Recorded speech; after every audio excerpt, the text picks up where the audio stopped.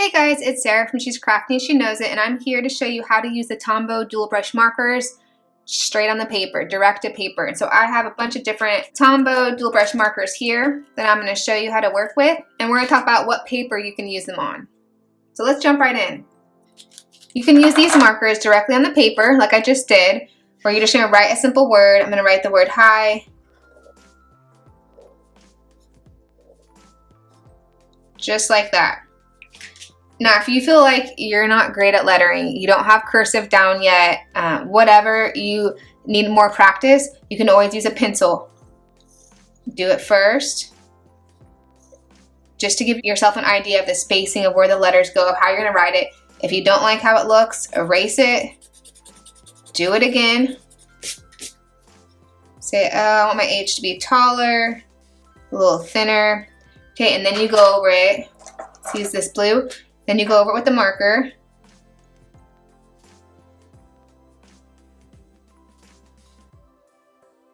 It doesn't have to be exact because you can go back and erase the marker. You can add on a little bit. You can do whatever you need to do. I also use this light gray marker to kind of do a rough draft sometimes. So if I kind of want to practice what I'm doing, but I don't want to commit to the dark color yet. So the dark colors, they work really well over this light gray. This light gray comes in like the grayscale package, which I'll link these markers in the description below. But I love the light gray. I use the light gray for doing the kind of a first draft a lot, and then there's darker grays in there that I use for shadowing. And we'll talk about the shadowing in a different video. But now that I have the gray there, you can just go over it. Doesn't have to be perfect, so you can go back. You can fill in over the gray wherever you need to.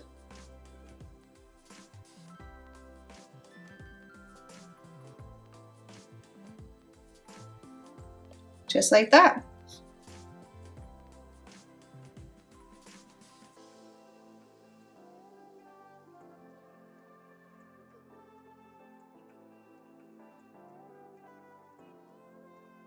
If you watch the Calligraphy for Beginners video, I used plain cardstock.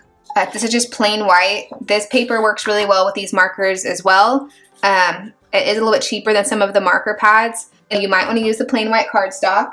This pad I'm using right here is, let me flip and show you. This pad I'm using right here is a mixed media pad. It's a Canson mixed media pad. I love it. You can do different things with it more than just the cardstock is kind of limiting.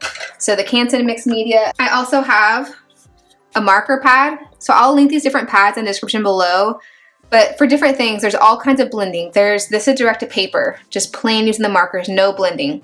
Now there is different kinds of blending. There's direct to paper blending, there's indirect blending, there's watercolor blending.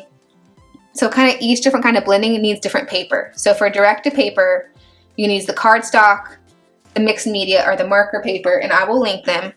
And I want to show you when you do this, you obviously can do like, you know, if you do the rough draft in the gray, like I had shown. I'm just going to keep using the word hi because it's short and it's easy. If you do this with the gray, now that I have a rough draft, it makes it easy to do two different colors. So you can do the first letter, the H, and the darker blue if you want to, and stop.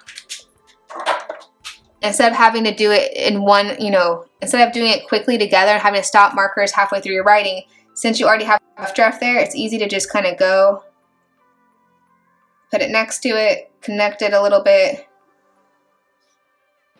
like that. Super easy.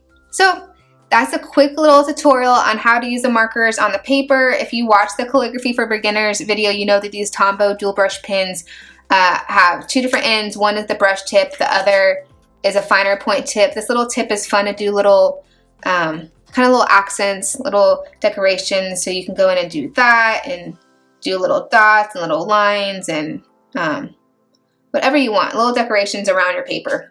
So super great, super fun markers. I hope you liked this video. If you liked it, please give this video a big thumbs up. Make sure you subscribe to my channel for more videos, and I will be adding some other tutorials soon on how to do different types of blending. So keep an eye out, and we'll talk soon. Bye guys.